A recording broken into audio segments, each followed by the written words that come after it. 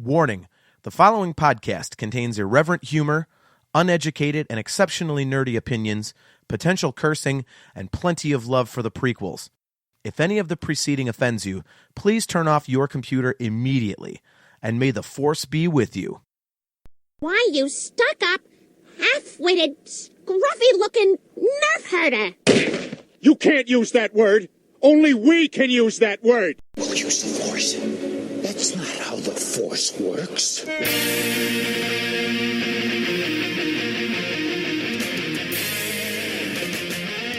You're tuned in to the Nerf Herder Council, your source for Star Wars opinion, conversation, and debate, featuring your hosts, JT. I mean, they killed his mother. What's he supposed to do? Send him a postcard? I wish you wouldn't have done that. AJ. I was so hoping this was going to be a family show, too. Oh, my God. Steve. It's our goal to be played over the loudspeakers in the bathrooms during celebration.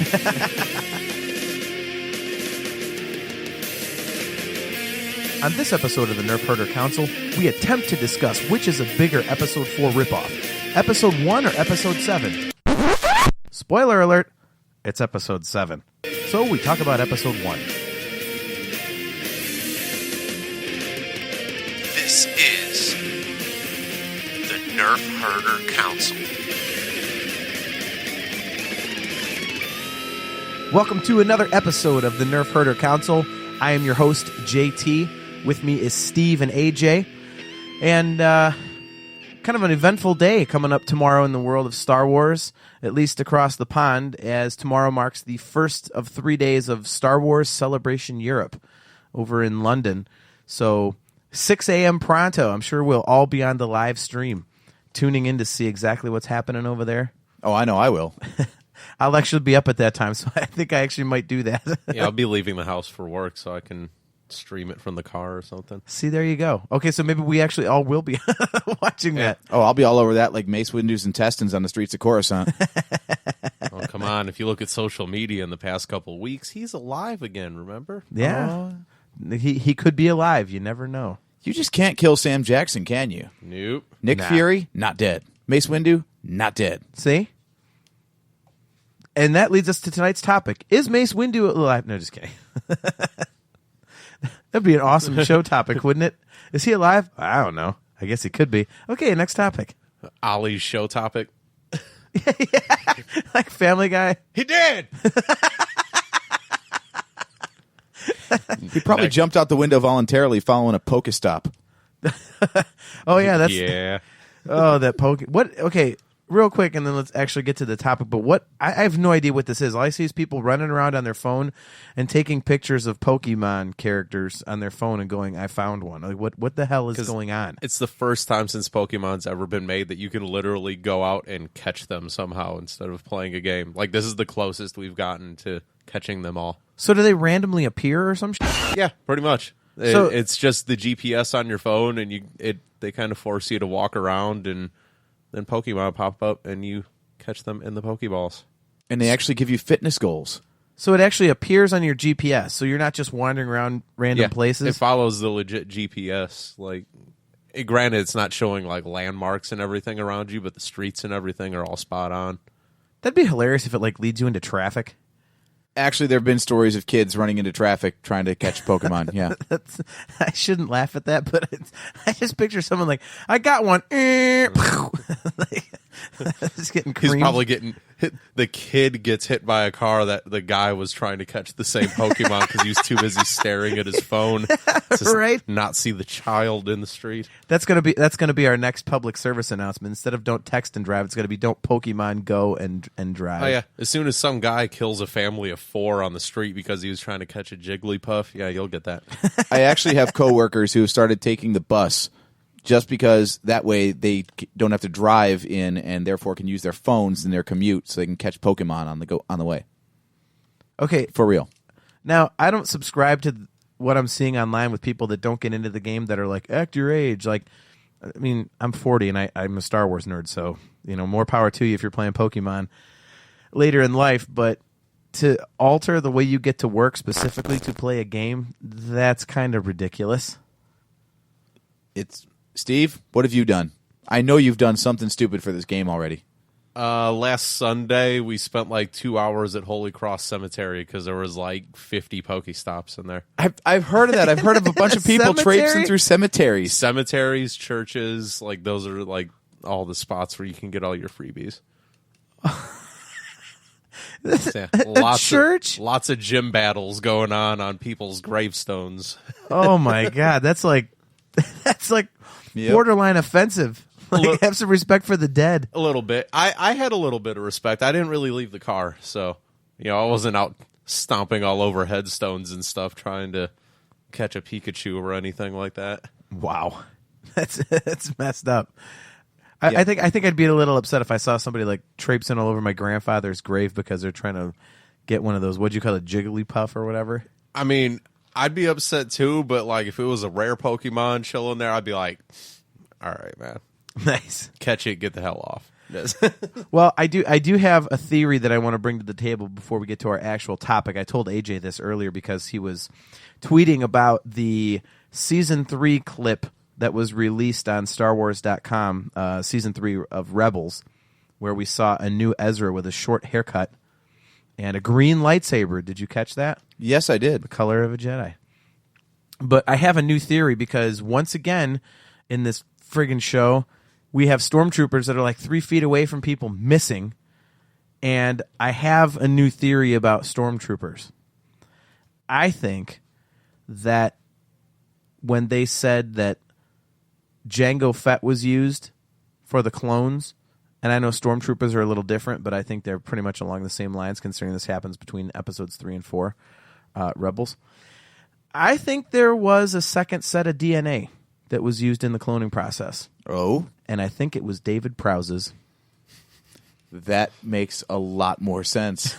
That's the first thing I thought of. These guys are like, just shooting, all willy-nilly everywhere. And I went, man, they must be like David Prowse. Well, when they got T-Rex eyes on the sides of their heads, it's hard to shoot at something that's in front of you. Right?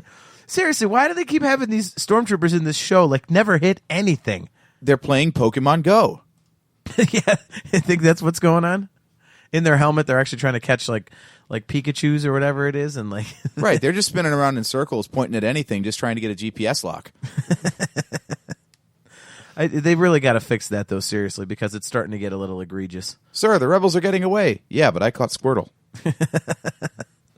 I wouldn't know a single name of a Pokemon if you said Pikachu, so you might not know two. All right, well, I was guessing. I was didn't. guessing. No, you didn't. You know about Pikachu. It's all right. I know nothing of the sort. I just never understood. The one thing I do know about Pokemon is that Pikachu is like the unevolved version of that particular Pokemon. So, like, why is he the famous one? He's like the weakest that thing can be. Doesn't it go up to like Raichu or something? And yeah, I think it evolves once. I can go get Gwen if you want to talk about this for like 15 hours straight. No, why don't we not do that? Yeah, I'm pretty sure we got to delete this whole section of the podcast and start over again anyway. So yeah, right. Nah, we're good. Well, anyways, tonight's topic that I wanted to bring to the table was something that I found in the comments section of a couple different Facebook posts in groups that I follow about the prequels, about different varying topics in the Star Wars universe. And they were completely different posts, but I saw this comment a couple different times, and I wish I could find them, but it's kind of like searching for a needle in a haystack at this point. But the gist of the topic that I want to bring in is something that I saw a few times. Like I said, I saw it mentioned in discussions about Episode 7 being basically an Episode 4 ripoff, which I know we've discussed the similarities on this show. I saw more than a few people trying to comment that Episode 1 rips off Episode 4 more than Episode 7 does. And I wanted to bring that to you guys because I never once thought of Episode 4 when I was watching Episode 1, with the exception of it being on Tatooine. So I think it's an interesting thing to discuss because when you delve into it, there are some similarities, I think. Really? Yeah. I was thinking about it, and I mean, you have the. I mean, you can make a parallel between young Anakin and young Luke. I mean, off to find their destiny in the stars and all that, I suppose, if you want. But I mean, I it's kind of hard to find more similarities, I think. So I wanted to get your guys' opinion on that. I wanted to see what you think and if we can find similarities between episode 1 and episode 4. Man, I was really hoping you had some because I tried to do a little show prep for this, just thinking about it and getting my arguments ready. Because it's really boring to have a whole podcast where we all agree, but I don't think that there's any similarities there beyond it's Tatooine, there's a Skywalker, a Jedi comes and sends him on his way. Yeah, right? I guess if you want to say that the droid command ship is reminiscent of the Death Star, so they have to destroy it. Okay. I think the design of the droid ship was intentional that way with the big sphere in the middle of it. Yeah, I mean you could say that, but they also had kind of used that design since the beginning, roughly. I mean, you go back to episode 1. There's like a mini Death Star in the middle of the sea or whatever that is. So they kind of always use some type of sphere. All of the major bad guy weapons of mass destruction are round. Star Wars likes balls. Yeah, right. But yeah, I mean, I saw that more the first time I saw that comment. But yeah, I'm really with AJ though. Is that I was really hoping you had something because I'm sitting here trying to think of any kind of comparison other than the fact that it's called Star Wars and there's a scroll at the beginning to try to figure out anything else I can compare 1 and 7 to. Yeah, I mean, it was interesting because I saw it once and I went, "You're high."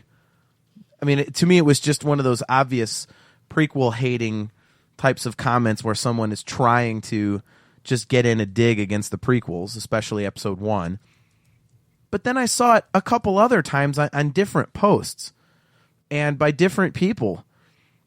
And I couldn't really follow the logic, but I guess, I mean, again, they're both based on Tatooine. And you've got, you guys say young Anakin and young Luke. But after that, I don't see where you can make that comparison. Well, fortunately, I have the internet at my disposal. And I have an article from Wired.com. And this is a new article. This is from October of last year. Titled, "I'm pretty sure Phantom Menace..." Wired, I'm not signing up for your email newsletter. Get away. Oh, didn't block pop-ups. I'm pretty sure Phantom Menace is a New Hope's bad clone. See, I have to hear the argument for this because I can't really think of anything. Because I think if you go plot point for plot point in episode 1 and episode 7, you're always going to find more similarities between episode 7 and episode 4 than episode 1. Again, I mean, when I was sitting there watching episode 7 the first time, I was thinking, man, this is a lot like episode 4. And I went back and watched episode 1 after I saw all these comments, and I still couldn't see episode 4 in that movie. I tried. Until you read that argument, at any point did you ever watch episode 7 and go, that kind of reminds me of Phantom Menace a little bit? Yeah, no. I mean, like, not to bring up a sore spot for you, but other than Han getting impaled, like, what? Like, I don't... That what is there? I'm actually glad you mentioned that because I saw an interview with, I believe he's one of the writers, Ian McCaig, and he did a panel recently, and they released some really interesting tidbits from what he said, and it's very insider stuff. And one of the things that he confirmed was that in the very pre processes for episode 7 and the new Disney Star Wars storyline, Disney mandated absolutely no prequel references. Like nothing. It came down from Disney themselves. It says completely ignore the prequels. I heard that. Actually. That was something I was listening to another podcast, and they had Anthony Bresnikan on from Entertainment Weekly, and he was talking about that a little bit. Yeah. I get that they wanted to move forward and put some distance from the prequels because of the bad taste they left in people's mouths, I guess. But I mean, to outright ban all references to them and now in Probably episode just 8, catering to the masses or something. pretty much. But Yeah. here in episode 8, we're picking up with the first Jedi Temple, so they're just kind of skipping to long before the prequels, or just after the prequels, or after the original trilogy. There's just like this black hole that they're not allowed to discuss between episodes 1 and 3. Yeah, that was fascinating to me when I read that they actually did come out and say, for a fact, completely disregard the prequels. It's just, I mean, it's almost like, I've used this reference before, but it always seems so appropriate to me, the Sammy Hagar, David Lee Roth argument. It's like when Sammy Hagar first came into Van Halen in 1986, and their first tour, they played like 2 David Lee Roth songs. They completely ignored 6 albums worth of material because Sammy didn't want to do it. And I'm like, well, that kind of sucks. There's so many good songs you're just completely skipping over. Yeah. What And about all same the thing- stuff before A New Hope? Oh, you mean Rebels? That's it? Yeah, right. There's nothing before Rebels. You Yeah. guys, there's nothing. I guess there's Clone Wars, but only if we have to. I watched part of an episode of Clone Wars today, and I gotta say, I like Rebels, but it has a long way to go to get to the quality of the last couple seasons of Clone Wars. I think the budget constraints on Rebels really show themselves when you stack it up against Clone Wars. And also the family-friendly aspect of it, I think, is obvious too, because I had watched that clip of season 3 from the third season of Clone Wars that's upcoming, and then the Of tone Rebels, you mean? of Rebels. I'm sorry, yeah. I watched that, and then I watched the Clone Wars thing a little bit later, and the tone was different, and it just was more mature and a little darker in the Clone Wars, and it felt more like Star Wars. Rebels felt kind of kiddie-ish, and I wasn't really as into it. So I mean, I guess they're really aiming for the probably early teenish. That's probably the whole Disney XD thing anyway. Like they're probably really shooting for a 12, 13, 14 demo or something with Rebels, and probably just sticking to it. Well, it's like we talked about on the last one. I don't need the family friendly thing rammed down my throat all the time, and I actually don't really care for it. I understand that they want to bring kids back into it, but Star Wars is so good as it is that little kids will still get into the new stuff. There it is again. Irregardless, I can't get away from that damn word. I said it one time, now I can't stop saying it. But, anyways, back to the original point. You have an article. I would like to go into this because I'm very interested to hear how someone can possibly say that Episode 1 borrows heavily from Episode 4. Oh boy, yeah, this is prequel hate. All we got is prequel hate. We need a soundboard with an alarm for prequel hate. Yeah, Well, You read, I'll search. Like I listen to a podcast called Film Sack, and they just talk about generally bad movies. And anytime there's a trope, they play the red alert sound from Star Trek. They call it a trope alert. what is a trope? I'm A trope is a movie device that's just tread over and over and over to the point of being redundant and predictable. Like the hero survives in the unlikeliest of circumstances. okay. All right. So apparently we're gonna get some Episode 1 hate here because Yeah. it says it rips off Episode 4. I'm really interested to see this, and since we're looking for interviews, this might be an interesting guy to get on because this is a debate that I would love to have. And I haven't even read this article, but I don't see how you can justify this point. It just doesn't make sense to me. Yeah, the first pass I did was just to make sure that this wasn't also the same author that had the ranking of the 11 Star Wars films. That'd be awesome. The same guy just is pissing me off across the internet. like, what's his name? James Balducci or whatever his name Yeah, was. yeah. Like, Balducci, you're back and doing it to me again. All right, so what's he got here? Okay, so, like I said, the title of the article is I'm Pretty Sure Phantom Menace is a New Hope's Bad Clone. Is this broken down into points, like bullet points, or is it just one long thing? It's just pretty much a narrative. Okay.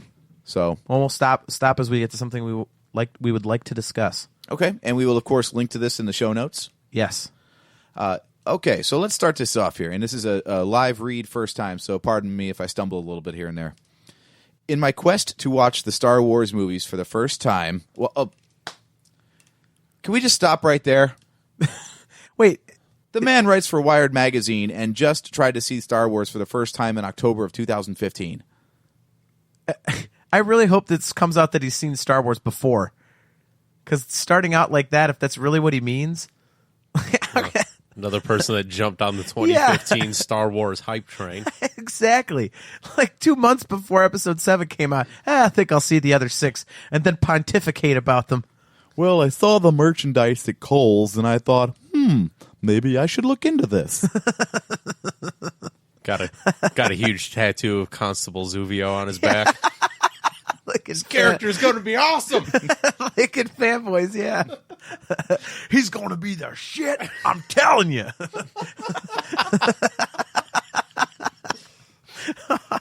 Okay. Oh, so anyways, all right, we're off to a rolling start in this article. Yeah, we've gotten through half a sentence. Oh, wow. All right. No, that was a full sentence. Don't sell it short. I don't know. Okay, so I'm going to Go ahead and start over, man. gonna start- I want to hear it again. I'm going to go all the way back to the beginning. All right?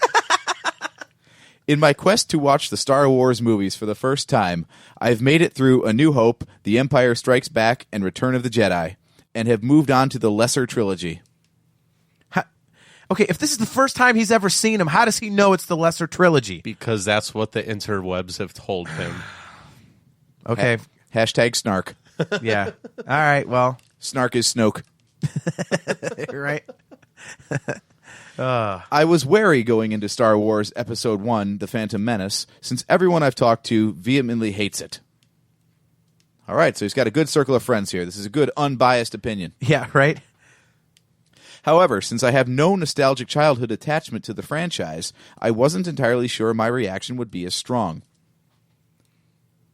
How do you get out of childhood in the Western Hemisphere of the planet without any attachment to Star Wars? Maybe this guy's like 11. Who knows? Watch, yeah. Him lived it out in the woods. And Yeah, right. He's like an Inuit or something. It's like an Eskimo. He lives on raw fish and lives with penguins. people who had to leave their house and go into a little hut in their backyard to take a dump probably don't know much about Star Wars. Right? He's one of those weirdos that lives in like those little boxcar houses, like on the fringes of society. It's hard to watch Star Wars when you're living truck stop to truck stop, man. He's probably a Katrina victim or something.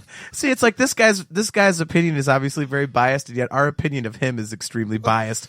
This is like a political debate, Right? It's like Republicans versus Democrats. All right, so anyways, I don't know what I expected, but I definitely didn't anticipate a discomforting redo of the original 1977 Star Wars, downgraded by the addition of CGI and a lot of cheesy, made-for-mocking dialogue. okay, we've talked about the dialogue. Yeah, CGI is a big sticking point. Okay, Well, we can actually dig right into those points, though. I don't think it needs digging into because those are two big points. But I mean, he Just jumped on what the interwebs told you. The dialogue sucks and green screen. The addition of CGI was the latest movie tech at the time, just the same way that they invented movie tech in 1977 and 80 and 83. Yeah, all stuff that we've discussed, and I agree with you. I mean, that's how it was cutting edge at the time. I said he still just sounds like he's complaining. Well, he's not complaining, but he's doing what everybody told him to complain about so far. I will say that without an emotional attachment to it, it'll be interesting to see what he compares and to see if he actually has an original thought or if it's like that, where he basically just Googled, I hate the prequels, and first thing that came up was bad dialogue and CGI, and he went, oh, that's why I don't like it too. Jar Jar. Because, right? Well, So, this might be one in a series of articles, actually, because under related posts, here are the article titles that are related. So, I just watched Star Wars for the first time. Followed by, I wasn't expecting the puppet in Empire Strikes Back. Followed by, spoiler alert, I just found out Luke and Leia are siblings. this is like the worst author ever. I'm going to write about something I have no knowledge of whatsoever. Was this guy that desperate to find content for his job as a journalist that he watched a movie he'd never seen? And again, like you said, he writes for a magazine called Wired. It's like a tech magazine. So there's nerdiness inherent in being a tech guy. No offense to tech guys, but that's just how it is. I know a bunch of tech guys. You're kind of a tech guy, AJ. You're kind of a tech guy at certain things, Steven. You're nerdy in certain things. So this guy's kind of nerdy. He's never seen Star Wars. What is that? I bet you can tell you the exact episode of Star Trek Voyager that 7 of 9 debuted, though. Yeah, well, he's like a massive trekker. He's just trying to crap on Star Wars. It was the end of season 3. The episode was called Scorpion. You shouldn't do that. All right, no, keep reading here because I want to see if he gets to an actual viable point. Okay. Or if he's just spewing rhetoric. So far, he sounds like everybody else on the internet. So. Yeah. Okay, so he's complained about the addition of CGI and lots of cheesy, made-for-mocking dialogue. And yet, that's what I got. The prequel for so beloved a series should be made for the fans who grew up with the originals. But The Phantom Menace is just a remake of A New Hope for a new generation.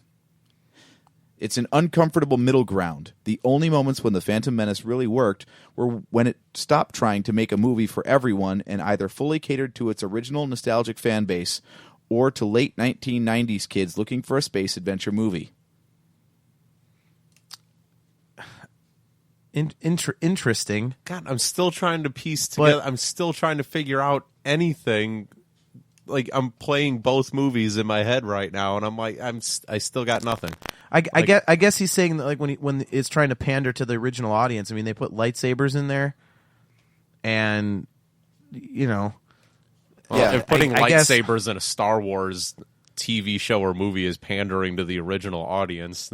yeah, I mean that's really the only thing. I mean, that's kind of Star Wars thing. That's like putting that's like putting a gun in a Call of Duty video game. Like, you're pandering to the right. original Call of Duty people. Like, am I really? Yeah, Isn't this what this is about? You didn't have stormtroopers. You didn't have. I mean, the clones didn't even come into play until Episode 2.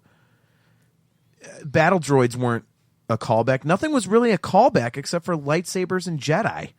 You had the Emperor. There was no stereotypical bad Asian acting in Episode 4. Nice. Right. Well, he starts It's to... a Jedi. This is too close. Yeah, I mean, there's. We should not have made this bargain. Now there are two of them. I was just about to say. You will die much sooner than your people. Take him away. But Okay. yeah, I mean, besides those few little things, I don't see what was really pandering to the original audience, and I think Well, he does start to build a little bit of a case here. So let me finish out the paragraph and see if this starts to come together a little bit. okay, All right. So he says, sometimes it creates magic with tech not available to the original trilogy. The otherworldly city of Oto Gunga, for example. Okay, valid point. agreed. And sometimes it caters to the base, a category that somehow now includes me, and throws in the old school slide effects and familiar faces. Hey, Jabba! Rarely does it do both well simultaneously. Yeah, I forgot they put Jabba the Hutt in there. That was kind of shoehorning him in. I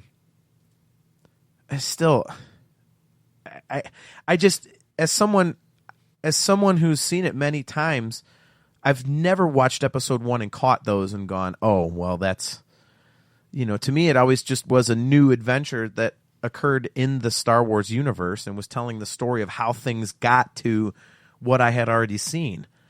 I don't think it ripped anything off or borrowed heavily from it. I mean, it was all stuff that had to be there. I mean, they talk about the Jedi and they talk about the Clone Wars and whatnot briefly in Episode 4, and then Luke's trying to become a Jedi, Return of the Jedi. So you know that they existed in far greater numbers and that they were a big part of the galaxy. So I mean, we knew that existed, so I don't think putting them into Episode 1 was anything where they're trying to go, hey, look at this. Remember Star Wars? Huh? Check it out. That's Star Wars. I don't think that was the case at all. I just think it was stuff that had to be in there because it was part of the universe that you would expect to have be there. Yeah, I'm not really sure. I'm skimming ahead a little bit in this article, and I'm not seeing anything that really draws a parallel to A New Hope here yet. Yeah, I still can't think of anything, so I really hope he makes a point, because having seen several people make that point, that it, especially the one saying that Episode 1 is a bigger ripoff of Episode 4 than Episode 7, Was there a I'm at a deleted loss. scene where Princess Leia was flying around in a giant chrome spacecraft or something? yeah, we must have missed that part. That was one of those 3.5-hour cuts of the movies. Okay. Yeah, maybe that's what he saw. Maybe he saw some crazy, back door, like not seen by public eyes version of A New Hope, and Right? there's like 2 extra hours of stuff and they just cut all the Phantom Menace stuff out of it, and that's all we know. I've seen a 3-hour cut of episode 4, and I can tell you there's no shiny, big, long, There's no spaceships. There's no spaceship that looks like it came from West Coast Customs. Yes, no, there's not. Well, I don't know. There is that deleted scene of was it Luke looking up in seeing the space battle from the ground? But in the sky he it's just sees a glint. flash. Yeah, it's just a a glint flash in the sky. Yeah, that's glare off the starship, of course. Oh, it's got to be. Okay. All right, they did Okay. rip it off. There you go. Good point. Discussion ending, so we can wrap this one up. Yeah, I'm sure this guy who just now saw Star Wars for the first time, like less than a year ago, I'm sure he's well aware of the 3-hour original cut of Episode 4 from 1976 or whatever it was. Most of that backstory, of course, is around Anakin Skywalker. Sorry, guys, jumping right back into the... Damn it, Anakin Skywalker's in 1 and 4. Oh, Rat we missed it. Retread. Damn it. Retread. Man, this guy's really reaching God, so now, far. now I'm on his side. Okay, we've got some controversial material coming up here, gentlemen. So brace yourselves. 3 POs in it. Okay, now we got 2 points. Now we're starting to build something. Anyway. R2. Oh man, this is getting crazy. All right, we have controversial material coming up. Uh-oh. Okay. Okay, so he says most of that backstory, of course, is around Anakin Skywalker. And man, that kid is great. Like young Luke in A New Hope, Anakin is goofy. This is tense. Sweet, his handmade present for Padme, and ambitious. I want to be the first one to see them all. But Anakin is also fearless and resourceful, while Luke can be sulking and unsure of himself. I really like this kid, and I'm looking forward to seeing the coming of age and downfall of the best damn 9-year-old mechanic the galaxy has ever seen. Okay. Now, So he's loving one of the things that most people hate about the movie. I'm interested to see if that's just him being sarcastic or if he's actually being serious. Right? Like, so far, this guy's taking everything that people think and just inverting it. Well, he did Google the CGI and dialogue thing, so there's that. Okay, so now we start drawing some more parallels here. I mean, to me, it sounds like he was saying Luke Skywalker and Anakin Skywalker were different. Yeah, I don't And that see any Anakin- similarities there. Yeah, and that Anakin was a lot cooler. Which, I gotta say, I've never seen anybody make that argument in the positive for Anakin, Right. young Anakin in Episode 1, but if you really want to think about it, I mean, that's a cool way to look at it. Maybe if you strip away the performance and just go with the character they were going for. Yeah, I mean, Sorry, Luke was shooting womp rats while Anakin was winning the Boonta Eve Classic. yeah, Luke is Yeah, right. Luke is the good kid, but he's the one like picking off wildlife for sport, while Anakin, who grows up to be the biggest despot the galaxy's ever known, he's the one who's just trying to be altruistic and helping everybody and winning intergalactic NASCAR. carving Chapor snippets. Right? Clearly, there's like a Boy Scouts or a Cub Scouts on Tatooine because, you don't get those skills just by hanging around the mechanic shop. Right. Okay, so he's pro Anakin Skywalker and anti Luke Skywalker in a weird way, and he thinks they're similar. That's a similarity. Okay, so continue. Their last names are both Skywalker. Man. Oh, we're up to like 4 points right now, man. More like 7. Beyond Anakin, it's fun to meet the youthful versions of the characters I've grown to care about. Ungenerous Yoda, power hungry. Pause. Ungenerous How- Yoda. How has he gotten to care about anybody? He hasn't seen any of the movies. Yeah. He saw the original trilogy first. He watched them in release order. Okay. So he So he has 4, 5, and 6 on his mind when he's watching 1. ungenerous Yoda. Yeah, Yoda's kind of more of a prick in Episode 1. How does that make him not generous? He teaches every Jedi. Well, he was kind of a prick in the original trilogy too, trying to Yeah. steal Luke's food.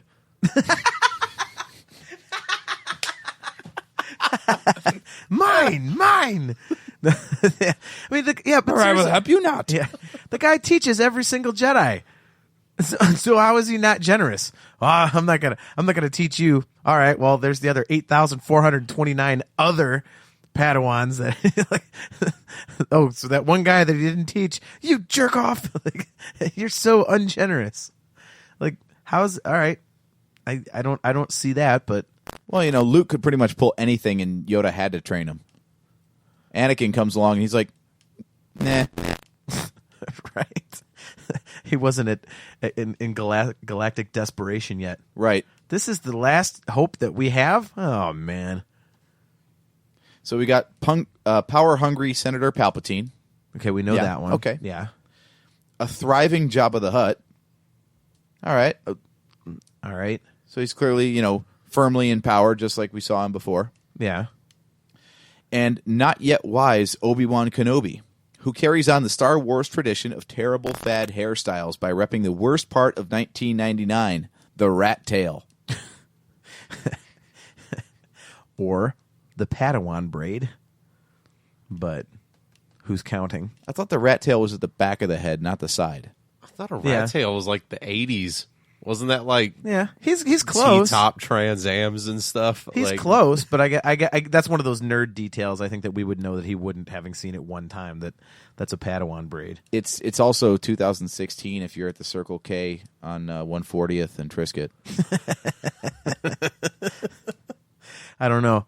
At my show a couple weeks ago, I saw the most legendary mullet. It was like almost identical to Joe Dirt, like identical. Wow. Except it wasn't shaved on the sides; it was actually feathered back. That was the only difference between this guy's hair and Joe Dirt. It was absolutely epic. And if I was slick with a camera phone, I would have clicked the picture, but I knew I'd get caught. Did you tell him to keep on keeping on? That is actually You the first should've thing I just- said. I pointed him out to my guys. I was like, "Hey, check out that guy. He's keeping on, keeping on."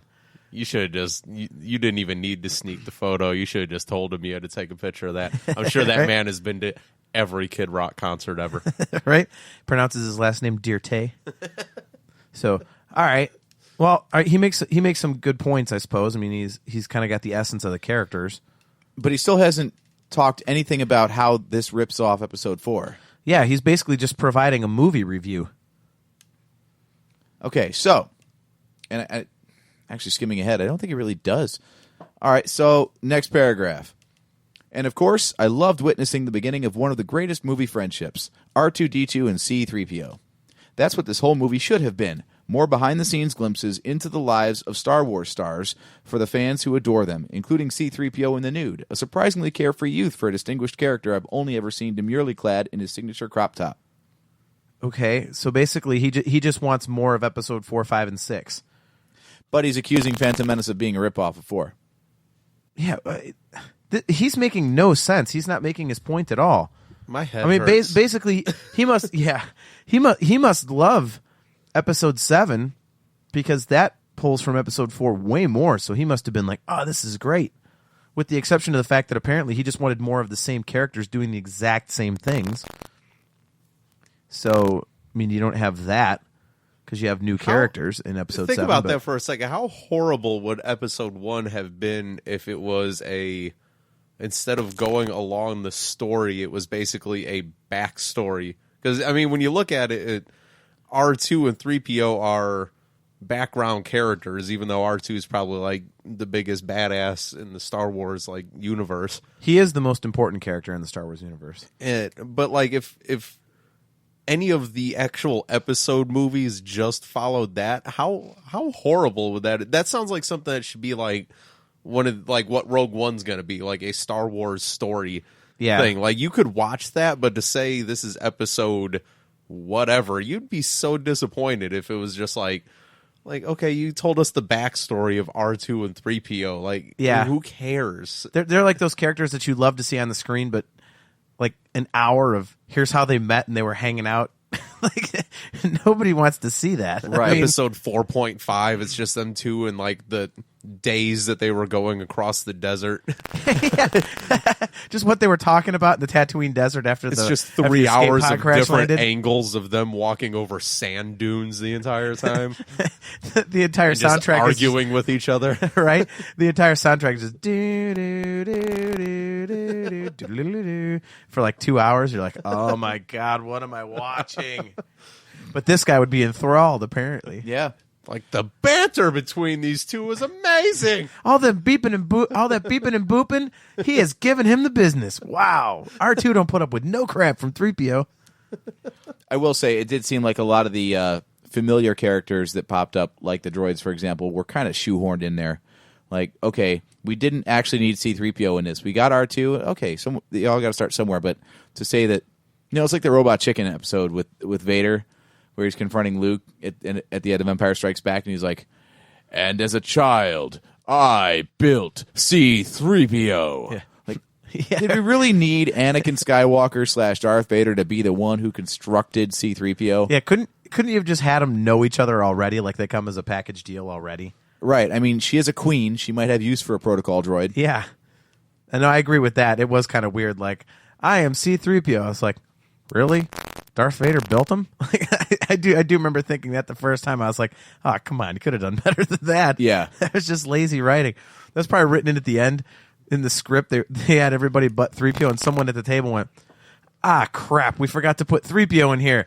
And they went, no. Anakin builds stuff, and he built No way. them. Exact opposite. Somebody came up with that idea early, and they thought it was absolute gold. For Probably slaves, George himself. He was like, no. He's like, get this one. That was the idea that sparked the whole prequel trilogy. Wait till you see the storyboard I got for you guys today. You're going to love it. What's the next paragraph? All right.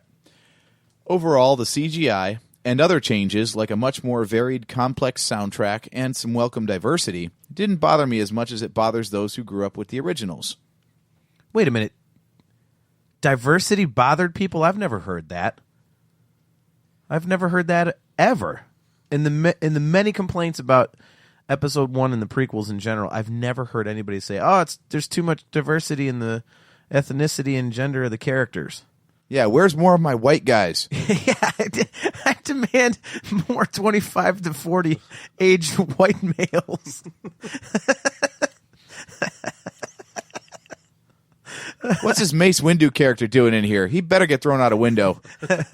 That boy don't belong in my Star Wars. What is this guy? Like a redneck? Like Brown cracker robes, ass? Like, white hoods, yeah. yeah, seriously.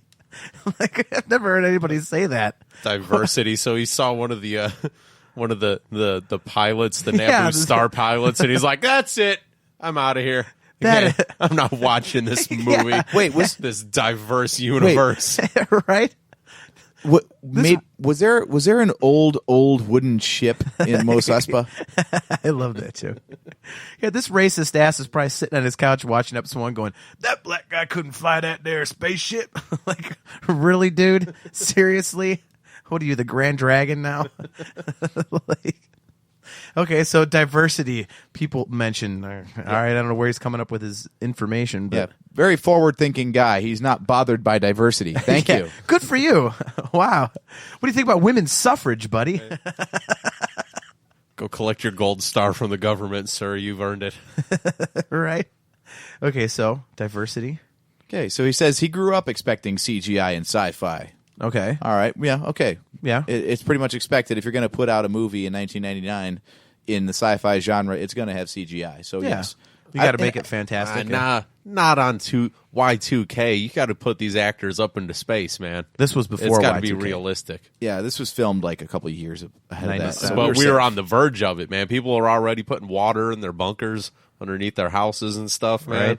So, yeah, you got to take these people. You got to get it realistic. They should have been up in space, no CGI. I like that he says that though, because it is a point in favor of the CGI, because I mean you do want it to be more fantastic. You want to see something bigger than what you saw before.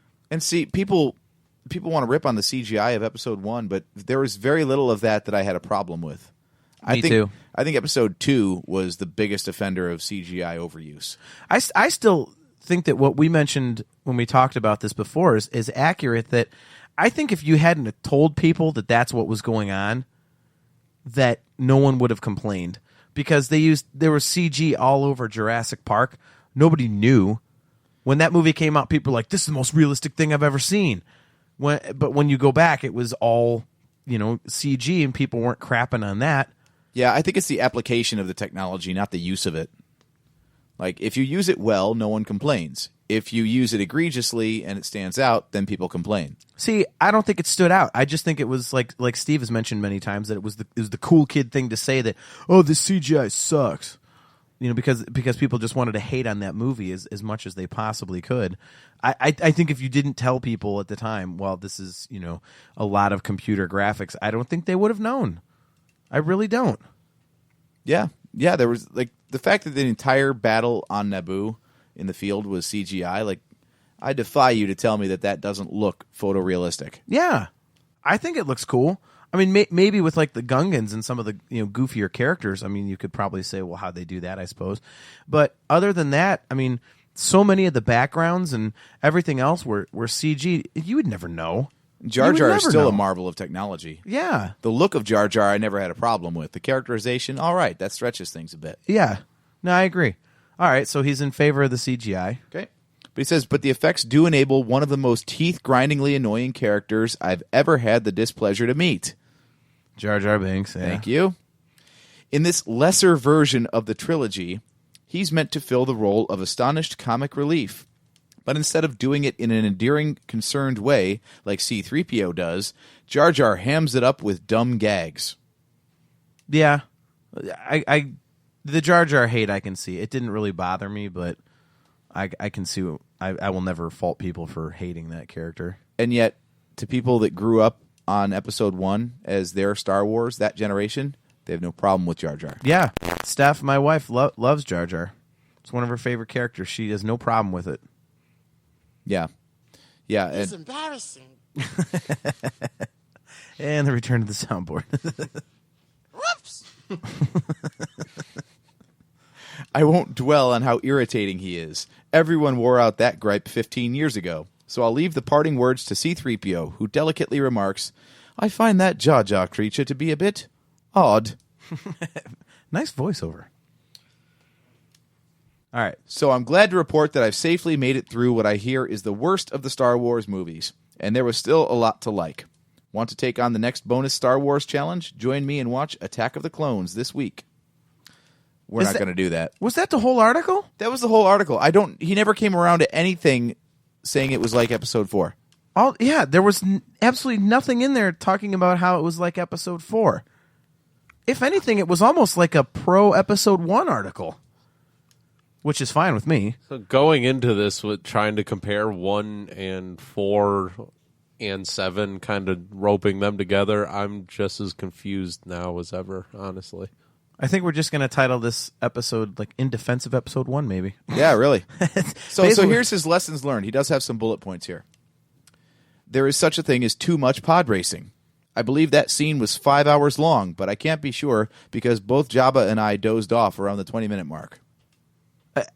I love that sequence. I thought that was fun. I think that the theatrical cut was the best one. Like, it went even longer in the DVD release, and dear God, that is too long. It's already. Are you sure they put stuff back in, or are you just talking about the deleted scene? Oh no, they very much did. Remember that there's the scene where Anakin has to use the magnetic coupler to get his cable back because that broke loose. That wasn't in the original. That wasn't in the original. Really? Yeah. I can't remember that not being there. I was just about to say that like, I mean, I've seen it so many times on DVD and Blu-ray that that's just normal that's now. what I remember as that's how the scene is. Yeah, actually, that scene, I remember this because I got that DVD as a result of eating a shitload of Frosted Mini Wheats. The free DVD from eating cereal. Yes, exactly. That's how I got that one. And I remember that one of the features listed on the back of the DVD was 7 extra minutes added to the pod race. It includes 7 additional minutes of the most exciting pod race you've ever seen. Yeah. Are you sure that's not just in the deleted scene? Because there's a deleted scene that's called Pod Race Extended. Are you sure it's not just in? I don't know. It's back in there now. I don't think so. It's not just during the race. It's like the presentation of the drivers beforehand. But see, that's and the flag presentation, and also. But remember, the original cut did not have him losing his cable. It just had the engine flaming out.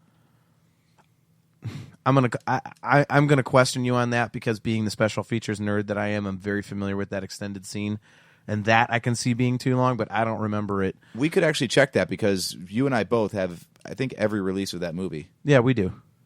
So- At least I know I do. Yeah, we could compare digital to Blu-ray to DVD and see what sort of edits they made. Yeah, we could. All right, so he complains about the pod race. I thought that was a really fun scene. That was pretty cool. It was a major piece of the film, and that was really cool. But I mean, it already stretched plausibility, as it should have, because he's like, turns out one of the greatest Jedi ever, and just didn't know it yet. But I mean, how much crap does a kid have to go through? He never finished a race before, and now he's got two things that should have killed him, and stiff competition, and he's getting shot at, and like, come on, man, enough is enough. I always suspend disbelief in these movies. So, I mean, if you're going to call out all the things that shouldn't be able to happen, I mean, you're pretty. The list is exceptionally long. So the pod race is just one more to add to the pile, in my opinion. Yeah, but you gotta play within your own realm of plausibility. Like some of that stuff that happened, any of those circumstances could have happened within the realm of plausibility for Star Wars. To have them all happen, and he still comes out on top, man, that's a tough pill to swallow, man. That's a lot. All right, well, we can agree to disagree on that. I didn't have a problem with it, but if you did, I can't argue it. I could see where that point could be made. All right, here's an interesting point here. Civil rights in this galaxy counter the usual historical narrative as it loses its diversity and suffers a takeover by white men with time. Basically saying that there wasn't diversity in the original trilogy, but here's diversity in Episode 1. So to move forward in the timeline, where did all the diversity go? Well, yeah. Well, did he say that they squashed the diversity by having the old white guy win? No, he's just pointing out that there is diversity in this movie, and then the movies that take place later in the Star Wars timeline don't have as much. So what happened to it? There was like 9 people in the original trilogy. Yeah, right. Like, there's not much diversity going on when you think about the fact that like there was a bunch of stormtroopers, a bunch of unnamed rebels, and like 9 or 10 legitimate characters in the Star Wars universe. So also the movie going public wasn't a bunch of overly sensitive PC bitches. Yes, who have to go, oh, there's not enough women or black people or Asian people. Yes, they just go, yeah, they're movie characters.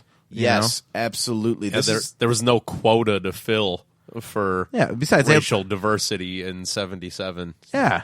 This pisses me off every time I hear something or read something like this. Like, you've got to remember that these things were made within the cultural norms of the time. Yeah. So back in the 70s, it wasn't as big of a deal. In the 90s, it was. Now, I just read a review of the next chapter of the Aftermath trilogy, and there's already a complaint in there that there aren't enough lesbians in it. You've got to be kidding me. If Star Wars was made 10 years earlier, if it was 67 instead of 77, there wouldn't even, like, Lando wouldn't even have been a character. Yeah, exactly. Right. Like, either that or he would have been in there, or they've been turning intergalactic hoses on him or something like that. like it would have... Han would have been sicking Chewbacca on him like a police dog. Like, I mean, it's like, I mean, that's such a, like you said, it's the that's time, a hell of a reference. It's awesome. the time frame. It's like, what did you expect out of 1977, man? Yeah. Including Lando at all was actually a pretty good step. It's not like Lando Yeah. had like a 7-foot afro and calling everybody jive turkeys and stuff when he Right. came out of coming out in bell bottoms and stuff like he was on the Right. Soul Train when they introduced him on Cloud City. Yeah, I mean, come every time on. he comes on screen, disco music plays or something. Like, Live from the Apollo, it's Lando Calrissian. they just make him the most stereotypical black character ever. Just to shoehorn him in there. Look, we're diverse. Those doors slide open and it was the Soul Train line instead of the table with Vader at the end of it. Right, you want to complain about diversity. How about the fact that Princess Leia is one of the most ass-kicking chicks in the history of film, and she was right there front and center from the very beginning? Yeah. Yeah. There was diversity for the times. Back then, getting women involved was diverse. Getting a black person involved was diverse. Fast forward to the 90s. All right, so now gender's pretty much been addressed. There's still works to go on that, but then race becomes more of a thing. So they get, Mace Windu in there, and they get more diversity, like this guy says. Fast forward now to the new movies and the new books and everything. Now that race and gender have been tackled, now we're tackling sexuality. Now we've got gay characters in Star Wars. So I don't think Star Wars has a problem with being culturally forward-thinking. And it's like just a we were matter of talking how far about- do you push it for the current Yeah. time in which it's made. It's like we were talking about earlier with episode 7, where 8 is pretty much headed, in our minds, and Rogue One with almost getting spoon-fed the female lead. Yeah. It's at some point it feels like they're shoehorning it in just because people are going to complain if they don't. Oh, you mean like Sulu being gay in the new Star Trek movie? What? Yep, Sulu's gay. It was an homage to George Takei. But George Takei himself said, that's a bad homage. You shouldn't do that. Yeah. Oh. Yeah. Ooh. I'd rather kiss George Takei. How does it promote? I mean, we'll move on from this in a second, but I mean, how does it promote diversity when you're just doing it because people will bitch if you don't? That's not it's basically being forced on you to do it. I mean, That's tokenism. Yeah, exactly. Who is complaining the most right now? Like, that's about it. It's because you're going to cater to somebody, and then the next person in line is just going to go, well, they got theirs, where's ours? Yeah, I mean, And then if you look at episode 7, you got the strong female lead, you got the original characters, and then you got the African American lead that they're kind of. Rey was obviously the lead, but you could kind of tell they were trying to get Finn maybe same Co-lead, level, yeah. maybe just one rung of the ladder below Rey or something. It was they were trying to spoon feed something different as opposed to the other 6 movies. Where so your co-stars because are- they weren't diverse. It was Yeah. just white man when he do everything. right? Can't people just watch a movie and have fun with it? Like, do you have to? No. Do you have to like? Why? No, I mean, 'cause something that's like the this. world we live in. You have to complain about something all the time. It's like what if in the Star Wars universe racism is rampant? Well, what if that's the case? How do they know? Maybe that's why there's not that many. You know, what I mean, which there are, but I'm saying for the people that claim that there's not enough. Like, what if in that universe that's how it is? Oh, you mean like who was it that complained when episode 7 was coming out that having Finn be in stormtrooper armor was an allegory to say that black people all just want to be white? I mean, do you have to Like do you the have to lady look who- into a that movie did like the that, whole or African American Darth Vader was a deadbeat dad, and then when he turns good, they took the helmet off, and he's a white man now. Yep. I mean, do you like if that's all you're doing when you're going to the movies? Just don't go. I mean, movies are there to You're supposed suspend disbelief Yeah. and to be fun. You're supposed to watch. You're It's an not escape. supposed to take Star Wars. There's nothing about Star Wars other than the fact that there's human beings in it that relates anything to what we do in our daily lives. Yep. Like, that's the whole point of watching Star Wars, to see the stupid crap that we cannot do or will probably ever have in our lifetime. Yep. It's a movie. Pay your $14 and shut the F up and enjoy it. What's the guy's next point? Does he have any more He besides has those? none. Yeah, he's got a couple here. Okay. There are different styles of lightsabers. That's actually a cool point. Yeah. That's a cool point, and that's a good thing about episode 1. Mm-hmm. Absolutely. I like seeing that. Now, again, I think they might be pushing it a bit too far. Like, now everybody's got to have something different. I mean, we had enough original trilogy stuff where everyone had the same kind. So, again, why is it that all these stories that take place before, where did all the diversity in lightsabers go? Why isn't anyone complaining about the lack of diversity of lightsabers? Right? Let's address the real issues. Damn it. Like this Kylo Kyber Ren crystal saber. lives matter. Like the Kylo Ren saber that, is basically the newest form of tech in the lightsaber universe, but now all of a sudden it popped up before episode 4. Of course. Of course. I liked how there were differing lightsabers. You couldn't tell, except for in the Darth Maul one, until you get to episode 2 when you've got Dooku with like the curved hilt. I do remember in '99 the Darth Maul thing, like that was the coolest thing on the planet. It was like, holy crap, it's like a it's a bow staff. It comes out of Oh, both it's- sides. Like, that thing is amazing. It's not just 1999. That is still the coolest thing ever. I had that at my wedding on the wedding party table. Right, Remember, the centerpiece was the Darth Maul lightsaber, man. I had the little plastic one where like the things like you had to like Whip it out, yeah. Flick the wrist really hard to get it to come out. Then you have to like smash it into the ground to get it to go back in. That still captivates kids. Oh, my, yeah. My girlfriend's son did his own Build-A-Saber at Disney World last year, and guess what it was? Double-bladed. But Yep. this part was really cool. One side was red, the other side was green. He's like, look, I can be a Sith or a Jedi, or maybe I'm both. Or he's celebrating Christmas. well, he just broke the racial divide in Star Wars then. Yeah, yeah. Right. He doesn't see color when it comes to lightsabers. No, maybe he's colorblind. They both look brown. He's like, I'm a Cleveland Browns fan. I've got a brown-bladed lightsaber.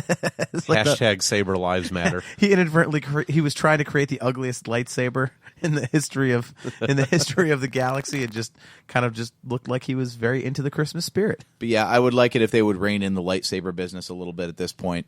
We've got Ezra and his blaster saber, and we've got the crossguard saber, and we have the short lightsaber that Ahsoka had. She had like the twin sabers eventually. Yeah, Clone Wars one was shorter than the other. We've gone from green, red, and blue to let's have purple, let's have yellow, let's have white. I mean, all right, enough is enough. At there some was point. The Inquisitor with the protractor. Right. Oh yeah, the spinning lightsaber. I forgot all about that one. Helicopter lightsaber. That's the first thing I thought of when I saw that. I'm like, it's like a lightsaber sticking out of a protractor, man. Like when you're in like There was geometry the, class. what was God, what was the name of the black one in the Clone Wars? That, Oh, the black saber. Yeah. That was called the dark saber. yeah, now it that just was kinda, cool. It just kind of looked like a katana with the pointed blade on the end. And Yep. stuff. Yeah, that was kind of cool. The whole idea. Yeah, of that like was a cool. When I was Negative playing, light or whatever it was. That was Right. cool. yeah, playing the original Force Unleashed games, like I always went after the black saber crystals. Like I was like, Right. dude, it'd always be cool if they would, have a black saber somehow. And Yeah. What's his next point? Bantha fodder is no slang. That's an insult that stands the test of time. Yeah, and that funny because that's another thing that people like. Well, no, I guess. Well, so is he saying that poodoo is acceptable? Because that was one of the things that people complained about was how often they use the word poodoo in the prequels. No, he's just saying that it's actually a good point about the movie that, anytime you call someone Bantha fodder, it still burns. Yeah, I could see. This guy really actually enjoyed episode 1 way more than he thinks. Yeah. Yeah, this is actually pretty surprising. Now, it's totally off topic for his, headline, but Yeah. whatever. We're learning something here. Well, it took us off our topic too, so. Okay, he's got lingering questions, though. Okay. Dun, dun, dun. All right. Do I have to go through this whole love triangle question again with Anakin and Padme and Obi-Wan? I'm assuming Anakin and Padme are not twins because of the wild age difference. Could Padme be Luke and Leia's mom? Again, bracing myself for inevitable internet embarrassment on this one. So he truly does not know anything about Star Wars. I think that's crap.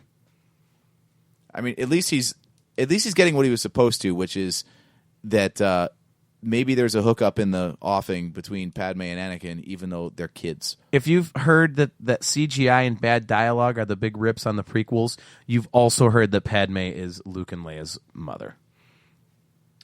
Yeah, okay. A lot of these lingering questions are actually explained in the movies later on, so they're probably pretty stupid. So we'll just kind of rapid fire through these here. Is Shmi Skywalker the second woman to experience Immaculate Conception? If Uncle Owen is the brother of Anakin, was he also conceived through Immaculate Conception?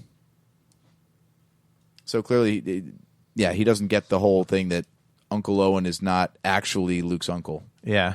Okay. He's thinking that Uncle Owen is actually Anakin's brother. Okay. Yeah. Which would make sense if you know that Anakin is Luke's dad and you don't know the whole Shmi to Klieg Lars yeah. thing. So, Okay. Related. What is the deal with midichlorians? See, that again, as we have discussed, is one of those hip things to complain about. Force tree. Yeah, Force cow. That was good. Yeah, I never had a problem with the whole midichlorians thing. like I think it's one of those things. I guess if I can see why people would hate on it the way they do. I just never really had a problem with trying to put an earthly solution to something that just basically was magic before. So it was like you kind of wanted to know where the Force came from, and then when they said it was midichlorians, you were just like, okay. And now I know where they come from, but you didn't like question, okay, now where do they come from now? Like, what is that? It's like, no, you just kind of went, all right, so that's where it comes from. Cool. Continue. See, that brings up a question I want to ask you guys in relation to the prequels in general, I guess. Or we can keep it specific to episode 1, but it'll probably span the other 3 movies. Do you think all these complaints that people have were because people were going into it with a closed mind because they just didn't want this movie to exist? Be as well. I think everybody wanted more Star Wars. If you're a Star Wars fan, to hear, hey, there's new Star Wars movies coming out, you're like, holy crap! Like, who wouldn't want more of that? But I really wonder if a lot of this is that people going into the movie really went into it with a closed mind.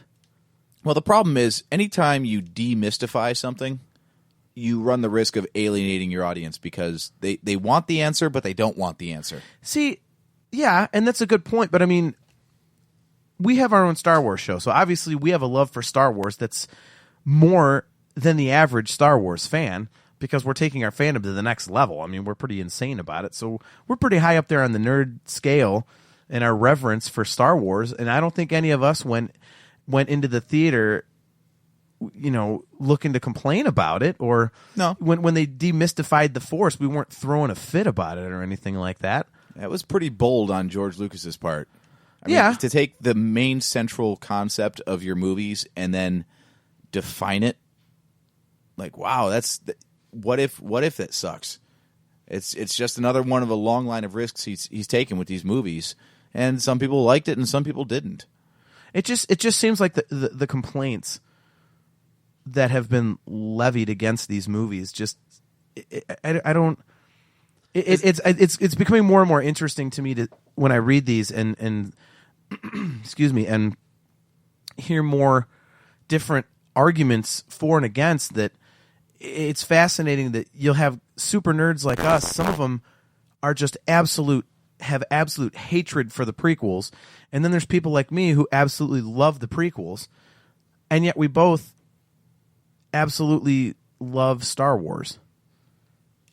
And so I wonder where that comes from. That, like, if you love something so much, how can one person absolutely detest one part of it and then completely, like, and another person can completely love it? It just really seems like other people just went in with like a very closed mind. Well, okay, it's a lot like we've had this discussion about music a lot too, where your musical tastes are relatively fixed. You know what you like. You just want to keep getting fed more of that. Like, you don't like it when bands experiment too much. You want them to keep doing what you like. And that's never been George Lucas's style of filmmaking, is he always wants to put a twist on something so it's not the same old, same old. And a lot of people just want the same old, same old. See, the prequels felt like they were part of the Star Wars universe to me, though. I think, and as I've said, I think that's what was missing from Episode 7, was it didn't feel like the other 6 movies. And so with the prequels, I never had a problem because it felt like a part of the universe that made up episode, or that episodes 4, 5, and 6 took place in. It felt like that universe to me. So I was like, okay, it's different events from the same place, I guess. Yeah, where this guy's saying it's a retread of episode 4, I think the only points I picked up out of this thing that could be considered retreads are just the fact that you're telling a basically brand new story. I mean, that's one of the criticisms of episode 1, is it's not like the original 3. I loved that. But here are some familiar elements in a very unfamiliar setting. So that was jarring because it was like, okay, are we all new or are we trying to shoehorn this in? Yeah, see, I've said it before. That's what I loved about it. It was different, but it felt like Star Wars. And that was his complaint. He's like, you can either go all new or you can go retread of the backstory of this stuff. If you try to put some backstory in with the new stuff, it's like you haven't committed fully in either direction. Yeah, that's actually, in repeating that point, that's a perfect way to describe episode 1, and I think that's why I like it so much. because that's really a perfect. It's some of the old with some new, and to me that's perfect. That's that's what I was hoping for out of episode 7, and instead I got basically all old. Yeah, and I think what a lot of people had a problem with some of the familiar characters they saw in younger versions, like Obi-Wan. Like Obi-Wan is almost an entirely different character in the prequels than what we understood him to be from what we saw in the original trilogy. Now it's been built up more now where the personalities match better, but we just always thought he always knew everything about the Force, was always the mystic, wise one, and find out that he was brash and aggressive at times and had a lot to learn. It was just so weird to see that out of Obi-Wan Kenobi. I think if you go in reverse order, like starting in like episode 4, and obviously he was in 5 and 6, but he's a Force ghost, so you basically say he's the same character as he was in 4. Right. But if you go in reverse order, if you de-age him, go 4, 3, 2, 1. I mean, really, if you look at it in that order, they did a really good job of de-aging him, or where they started at in episode 1 and getting him to where he was in episode 4 was really good, because he wasn't always super wise and everything. They had him act kind of like a kid would, and then you can see him gaining wisdom and knowledge as time goes on, and then all that time passes between episode 3 and 4, and you end up with a guy who is what an old man with all of his years of knowledge, and he's wizened and everything. That's what you would end up with. Ooh, as long as we're comparing 1, 4, and 7, let's take this comparison then. Let's compare Obi-Wan in episode 4 to Han in episode 7. Do you feel like where Han started in episode 4 and where he ended up in 7 was a more natural progression, or Obi-Wan in episode 1 to Obi-Wan in episode 4? Obi-Wan from episode 1 to episode 4 was a much more natural progression, because Han in episode 7, they just basically went, oh, remember how he was a scoundrel in episode 4 and you love that? Well, he's a scoundrel again. Episode 7 just didn't take any chances. Steve, what's your vote? Han might have been a little softer, I guess, but he was still the same guy. Yeah, he was softer. That's a good point. He was more along the lines of doing the right thing, but he was still Han. It's not like his character changed at all. He was still a smart ass. He's still like the exception of walking out on that bridge. That was like the boldest move you ever actually saw out of Han in 4 movies. Normally he probably would have just blew the place up, and they basically added about it later. But they basically added the parent aspect to him. Yeah, that was the softer part, like you saw, where he could be a parent, but outside of that atmosphere, he was Han Solo in episode 4. Really, it was almost like a regression from where he was in episode 6. Yeah, I feel like Han felt true in episode 7. I buy into it a lot more than you did, JT. Obi-Wan, I don't know so much. Obi-Wan, I feel like as far as looking the part, they aged him well. I mean, the mullet in episode 2 was kind of regrettable, but right. So you could totally see how the episode 3 version could grow into the episode 4 version, but I feel like and don't forget we got Clone Wars too. That's going to cloud a little bit of our judgment talking about Obi-Wan. True. I didn't even bring that into it. Yeah, but like probably maybe subconsciously, because the kind of stuff that he did, because that's all part of this like little slight progression from 1 to 4. It's like the general and everything he turned into, and it's like I say, you might not be doing it, but I said subconsciously, just the fact that that you got 6 seasons, 7 seasons worth of Clone Wars. Yeah, that you seen him in 90% of the episodes and stuff. That's all part of the progression of that character. I still feel like if these had been written in order, where Obi-Wan got to in episode 4 would have been a different place. If 1, 2, and 3 had been written, like to follow that script out, if like 2008 came along and here comes episode 4 instead of trying to Tarantino it, like right, like the character was pretty close but not quite. So well, I mean, it was a 20-year difference. I mean, there's a lot of. I think the more now that you mention it, I think that story does need to be told. There needs to be something between 3 and 4 with Obi-Wan, because it's weird. Like Han, there's a 30-year gap between 6 and 7, but it's like, oh, that's Han Solo. Okay, it's totally Han Solo being Han Solo. But Obi-Wan in Episode 3 to Obi-Wan in Episode 4, I still feel like I need another link in that chain to really make that connection. See, I don't, because it's close enough for me. And what could really happen? I mean, the Empire was in power and growing more powerful. Do we need an animated series?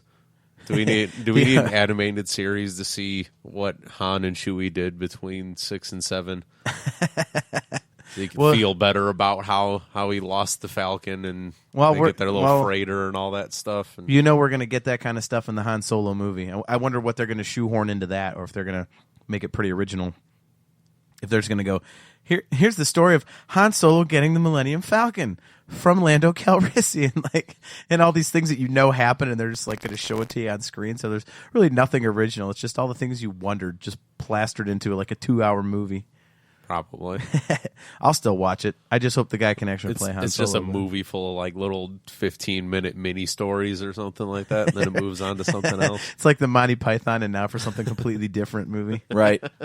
Yeah. No. I just think that the progression of Obi-Wan Kenobi makes more sense, whereas the Han Solo thing, which, I mean, if I have to be completely honest, if I'm breaking it down right now, it's kind of like, I wish they would have done something different. If I'm thinking analytically, like I am right now, I wish they would have done something different in terms of the Han Solo character. But being a fanboy, but they gave him a and new being jacket. Realistic, yeah, right. Being a fanboy, being realistic about it, you can't change the Han Solo character, first of all, and second of all, him being my favorite character in any movie ever, I didn't want them to change Han Solo. I think if you changed Han Solo and put him on the screen like, hey, everybody, check out this new Han Solo. He's all smart and wise, and he's soft around the edges, people would have crapped on that so hard. So you really couldn't do anything else, really. I mean, he's one of those untouchable characters when you really think about it. Well, if you want to wrap up with a little bit of Star Wars Celebration Europe news, just to kind of bring this thing all around, you're saying you really don't buy into the character that Han Solo is in Episode 7 based on where he came from in Episode 6? No, I mean, I buy into it because that's who he was. I just again, if I think analytically, I would have liked to. You kind of think to yourself, okay, well, it's the cheap way out to make him the way he was. But like I just said, nobody wants to see a changed Han Solo. They just want to see Han Solo. That's one of those nostalgia things that you got to put in there that way. And, I'm the perfect subject for that because that's what I wanted. Again, if they more of the same. Yeah, if they would have had a 2.5-hour movie of just Han Solo flying around with Chewbacca and the Millennium Falcon kicking everyone's ass, I would have been perfectly happy. Everybody else would have hated it. Be like, I waited all this time for more Han Solo and Luke Skywalker and Princess Leia, and all I got was Han Solo flying around in the Millennium Falcon blowing things up. This sucks. And I'd have been sitting there like already at the box office for the next show. Like, you guys go on without me. I'm going to be here all night long watching every single show until like tomorrow night, just watching Han Solo whoop ass.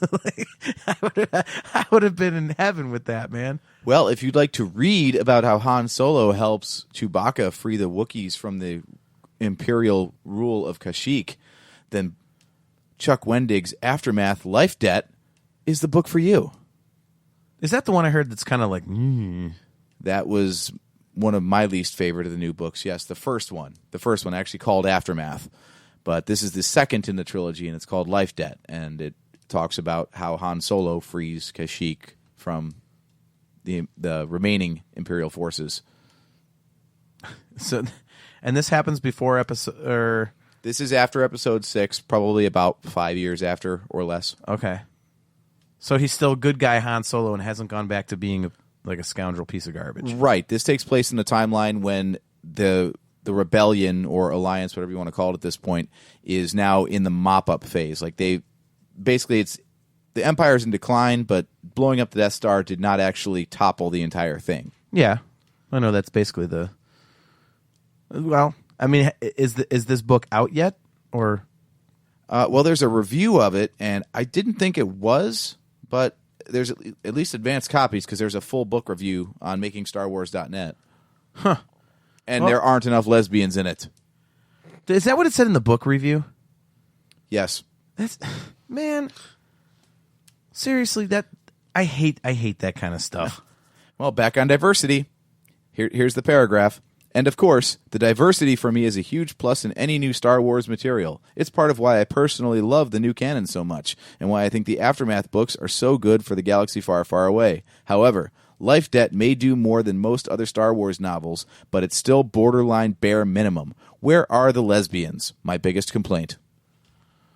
Now, is this a female author of this article or a male author? The name of the author is only listed as Saf, S-A-F.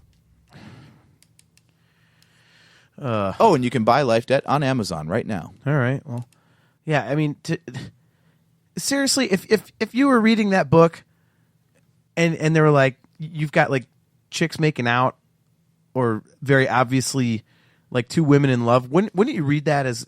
Wouldn't your first thought be, oh, come on, really? Lesbians in Star Wars? I mean, that would be my thought. I'm not against it at all, but it would just seem like it was just such a gratuitous thing to put in there. This is something they've handled very well. They've put a lot of this in the new books, and they don't draw attention to it. Like, they've got an Imperial officer. I think she's a captain or something. And it's in Lords of the Sith, I believe. Yeah, it's the one by Paul Kemp. And there's just an offhand reference to her wife. And then they move on. They don't even, like, name the thing. Whereas you might say she would come home to her husband. This one just says she would come home to her wife. And then move on to the next plot point. See, I would immediately read that and go, really? Now we have to do that?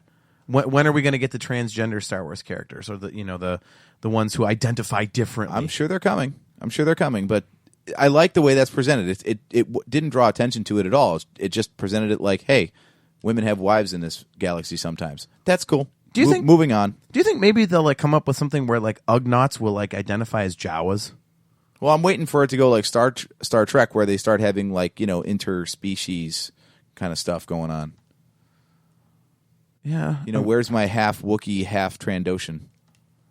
it'd be like the galactic version of Mutts in the dog world. Right. If a Wookiee mated with an Ugnaught, what would it look like? Yeah, I guess aliens don't count as diversity. Yeah, I guess not. Because, I mean, the diversity thing, again, Star Wars is definitely hitting all the marks with Rogue One, because you've got Saw Gerrera, played by Forrest Whitaker. You've got, who's Jyn the Asian Erso. guy?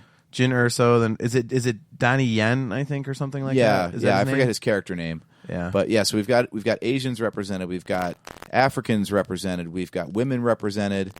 I think we're hitting most of the bases on this one, and I'm thinking at least one of the characters might also be gay. I'm not sure. Again, to me, it just at some point it just seems like they're shoehorning it in. I mean, in terms of diversity, correct me if I'm wrong, because I don't remember specifically. Maybe you'll remember this, but in the Darth Plagueis book, didn't they kind of infer or talk about very briefly that Zabraks were kind of like second-class citizens, kind of like treated almost like slaves were in the 1850s and 60s in America? Almost, they were just like frowned upon and looked down upon as just like trash. For some reason, I seem to remember that. I think so, but I mean, the slave trade has been something that's been in Star Wars for a while. So slavery in general has been addressed. Yeah. Okay. Well, all right. We've covered a lot of ground, so why don't we close up shop with that? Kind of got off topic from the whole episode 1 versus 4 versus 7 argument, but that's because there's not really an argument to be made. Yeah. Yeah, So- I think that's the conclusion that we can come to, is that there really isn't any parallel between episode 1 and episode 4. Yeah. Not nearly the same as 4 to 7. Yep. And I think this episode of the show will set up nicely for one that we've had planned for a while, which is to bring in your girlfriend of all people and have her discuss why, as a new Star Wars viewer, she really, really loves episode 1. Because there's so much hate for episode 1 out there, it'd be interesting to get a new perspective on what's good about it. Mm-hmm. And I think this article, without us meaning to go into that, kind of set that up nicely. So maybe we're just drinking the Kool-Aid, because you notice how every time we just talk about Star Wars, we kind of recognize that episode 1 is, I mean, someone's got to be last place. And we had the episode about 2 versus 1, which one's really the worst. But every time we talk about it, we still keep coming up with, oh, well, this was cool. Oh, this is cool. That wasn't too bad either. Yeah. Like, for as quote-unquote bad as it supposedly is, there's a lot going for it. Yeah. I mean, and movies age well, you know. I mean, I'm still having a hard time when I sit down to watch Star Wars movies. I haven't watched Episode 7 in a couple months. I keep going back to the original 6. I just can't find my way to Episode 7, and it's making me sad because I really want to love it as much as the other 6, and I just can't yet. So yeah, I think maybe with more material around it on camera, it'll start fitting in a little bit better. I just had that thought this afternoon because I was like, should I watch Episode 7? And I was like, and I'm like, maybe I'll like it better once Episode 8 comes out. You know, when there's more to it and it's a bigger story. So, you know, but yeah. Anyways, thanks everybody for checking out the show. We actually would like to thank a new, what would we call it, AJ? A provider, a new platform. We are now a member of the Uncontrolled Noise with a Z. Oh, yes. Podcasting Network. Our friend Corey was gracious enough to put us up there with all the other podcasts that he has on there. So you can go on uncontrollednoise.com. Again, noise with a Z. And you can find the Nerf Herder Council there. This will be our first episode that will be presented there. So it's just another place you can find us. Again, we have the Spreaker and all that good stuff that everybody uses. And thanks to everybody who has been downloading the show, because usually we just get listens, but lately our downloads have been really, really, really going up in terms of numbers. So thanks everybody for downloading the show and checking it out. Hope you enjoy it.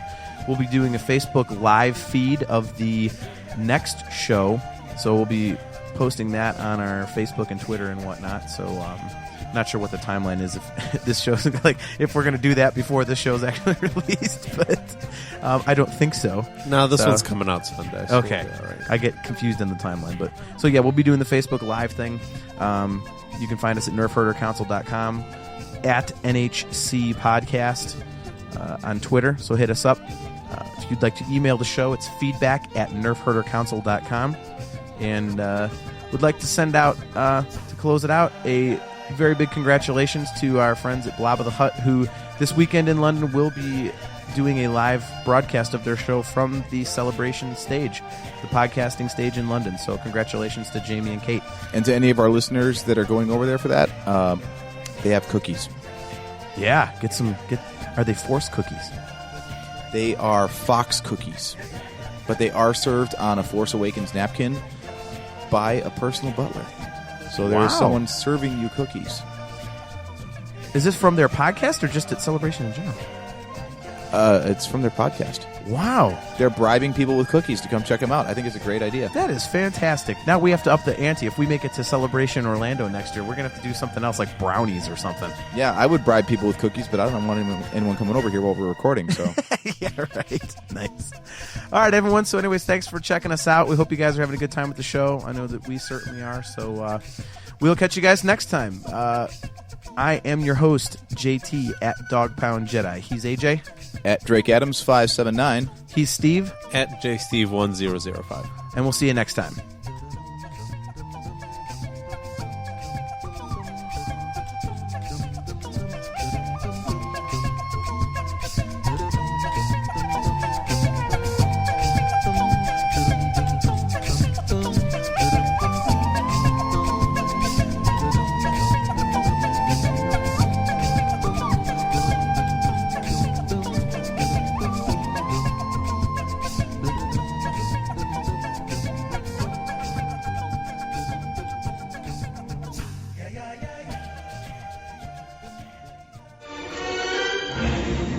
Bucket of bolts is never gonna get us past that blockade. This bucket's got a few surprises left in her.